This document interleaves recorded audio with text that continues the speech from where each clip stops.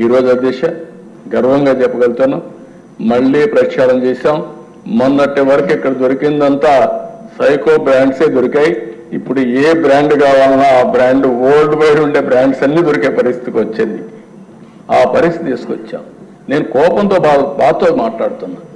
నా నోట్లో నుంచి ఎప్పుడు కూడా పౌరుషంగా రాదు, కానీ బాధ, ఆవేదన ఇవన్నీ చూస్తూ ఉంటే మనసు కూడా చాలా బాధ కలిగే పరిస్థితి వస్తుంది అధ్యక్ష. ఇంకొక పక్కన అధ్యక్ష పన్నుల బాధలు, లెఫ్ట్ అండ్ రైట్ చెత్త మీద పన్ను వేశారు. 1-2 కాదు, ఎక్కడ దొరికితే అక్కడ పన్నులేసి జీవన ప్రమాణాలు పూర్తిగా దెబ్బతీశారు. హింసా రాజకీయాలు, కక్ష రాజకీయాలు, లా అండ్ ఆర్డర్కి ఈ మార్గడు చేయొచ్చనా అని తెలిసే పరిస్థితి తీసుకొచ్చేటప్పుడు మీరే ప్రత్యక్ష ఉదాహరణ. నేను కూడా బాధితుడిని, ఇక్కడేవాడు చాలా మంది బాధితులే, అందరిపైన కేసులు ఉన్నాయి, ఒక్కరిపైన కాదు. ప్రజాస్వామ్యమే సిగ్గుపడే విధంగా పోలీసు వ్యవస్థను ఉపయోగించారు. మామూలుగా వీళ్ళు ఆ ధీమాతో నిన్న కూడా అన్నారు, పవన్ కళ్యాణ్ గారు అన్నారు, చాలా మంది కూడా మీరు కూడా చెప్పారు. ఈరోజు అందరూ కూడా సోషల్ మీడియాలో ఇది కొత్త వరవడి తీసుకొచ్చారు. ఆ వరవడిని మీరు చూస్తే ఒక వ్యక్తిని దెబ్బ తీస్తే, ఒక దెబ్బ కొడితే ఆ దెబ్బ అయినాక మళ్ళీ రికవర్ అవుతారు. కానీ ముందు ఆస్తులు నాశనం చేయాలి. వాళ్ళకేమైనా తోటలు ఉంటే ఆ తోటలు నరికేస్తారు. వాళ్ళ ఆస్తులుంటే ఆ ఆస్తులు లాక్కుంటారు బలవంతంగా సంతకాలు పెట్టి. వాళ్ళ భూములుంటే కబ్జా చేస్తారు, 22A కింద మార్చేస్తారు. మళ్ళీ వీళ్ళకి వచ్చేస్తే 22A చేసి మళ్ళా ఇది చేస్తారు. 1-2 అరాచకాలు కాదు, ఇవి ఊహించడానికే మన అందనటువంటి అరాచకాలు చేసే పరిస్థితికి వచ్చారు. ఇంకో పక్క దేశ కడాని చూస్తే మామూలు జనాలు. కడాని నాకు ఇప్పటికి కూడా జ్ఞాపకం ఉంది. ఆ సుధాకర్ ఒక డాక్టర్, కరోనా సమయంలో ఆయన అడిగింది ఏమడిగాడు? మాస్క్ ఇవ్వండి, మేము క్షేమంగా ఉంటాం, ధైర్యంగా ఆపరేషన్ చేస్తాం, ధైర్యంగా కరోనా పేషెంట్లకు ట్రీట్మెంట్ ఇస్తామంటే నీకు అడిగే హక్కు ఎవడిచ్చాడని అహంభావంతో అతన్ని వేధించి వేధించి పిచ్చివాణ్ణి చేశారు.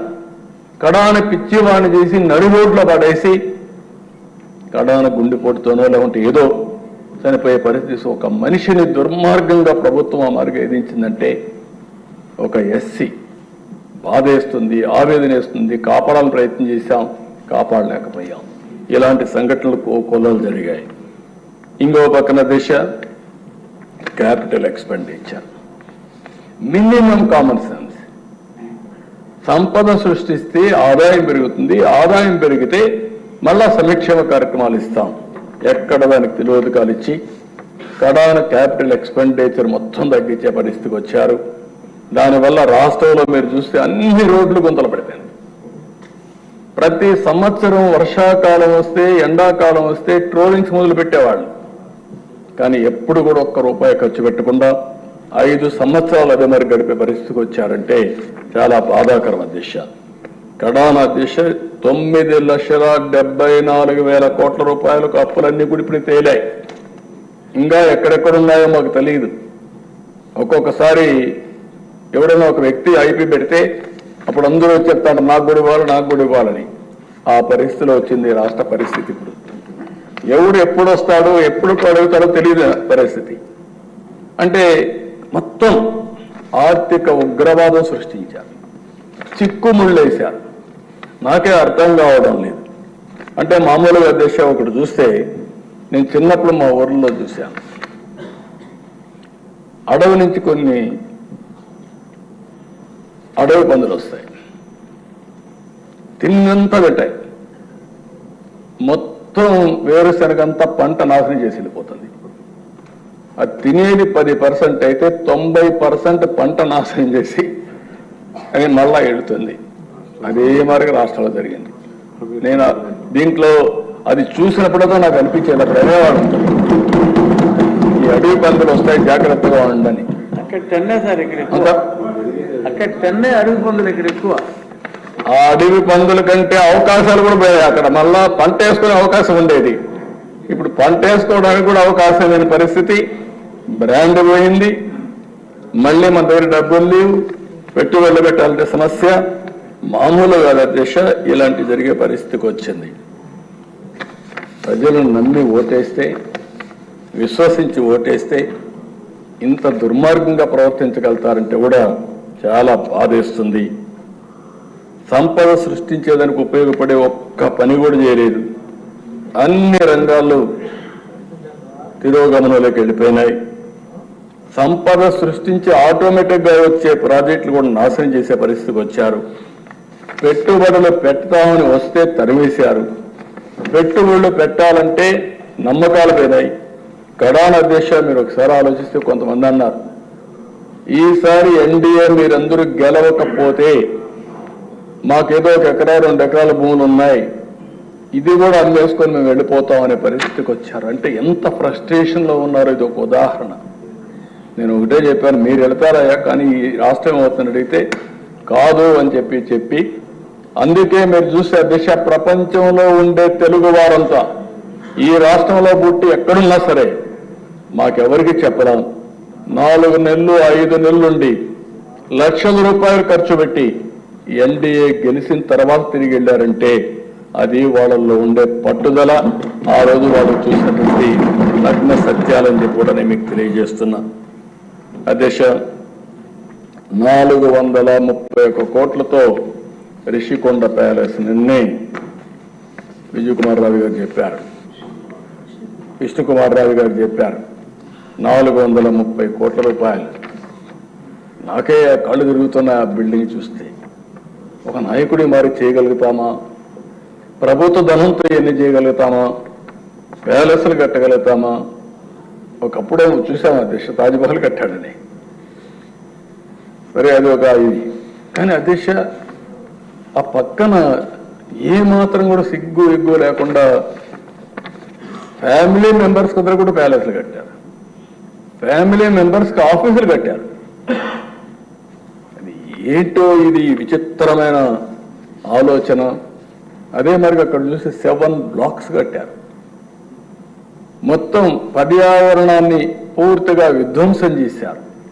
ఒక పక్క ఎన్జిటి, ఇంకొక పక్క హైకోర్టు, ఇంకొక పక్క సుప్రీంకోర్టు, అడుగడుగున మొట్టికాయలు వేస్తున్న రాష్ట్ర ప్రభుత్వం అడ్డంగా తప్పుడు సమాచారం ఇచ్చి కోర్టులు కూడా మభ్యపెట్టి, లేకుంటే కోర్టులు కూడా ఏమీ చేయలేని పరిస్థితి తీసుకొచ్చారు.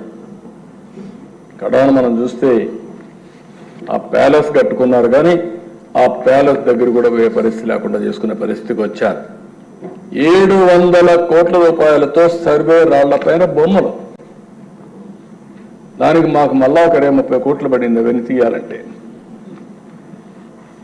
అదే మార్గ అధ్యక్ష, ఎక్కడ చూసినా వీళ్ళ ఇష్ట ప్రకారం రంగులేశారు. కోర్టు ఆదేశాలతో మళ్ళా 100,000 కోట్ల రూపాయలు ఖర్చు పెట్టి ఆ రంగులను తీయడానికి ఖర్చు అయ్యే పరిస్థితి వచ్చింది. 400 కోట్ల రూపాయలతో ప్రకటనలు వాళ్ళ పేపర్కే ఇచ్చుకునే పరిస్థితికి వచ్చారు. కడాన వాలంటీర్స్ కూడా సాక్షి పేపర్ ఇవ్వాలని చెప్పి సాక్షి పేపర్ ఇప్పించే పరిస్థితికి వచ్చారు. ఎంత అధికార దుర్వినియోగం చేయాలని అన్ని చేశారు. కడాన ఒక 500 కోట్ల రూపాయలు ఖర్చు పెట్టుంటే ఈ గుంతలన్నీ పూడ్చే పరిస్థితి వచ్చేది. దానికి మనసు రాల, దీనికి మాత్రం డబ్బులన్నీ తగలేసే పరిస్థితికి వచ్చారు. కడాన దేశ సోషల్ మీడియా సైకోను తయారు చేశారు.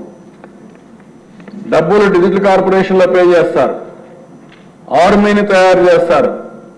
ఆ ఆర్మీని తయారు చేస్తే కడాన్ నా మీద నీ మీద అందరి మీద పెట్టారు, కానీ కడాన కన్న తల్లి పైన కూడా పోస్టర్స్ పెట్టే పరిస్థితికి వచ్చారు. అధ్యక్ష, పోస్ట్ చేసే పరిస్థితికి వచ్చారు. ఆయన శీలాన్ని కూడా శంకించే విధంగా ఏమనాలి, మనుషుల జంతువులని అడుగుతున్నా.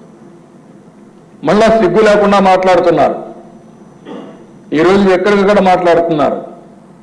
అంటే తల్లిని కూడా క్యారెక్టర్ అసాసినేషన్ చేస్తే వాళ్ళని మీరు నేను ఒక లెక్క, ఈ రాష్ట్ర ప్రజానికి ఒక లెక్క అని అడుగుతున్నా. నేను బాగా ఆవేదనతో అడుగుతున్నాను.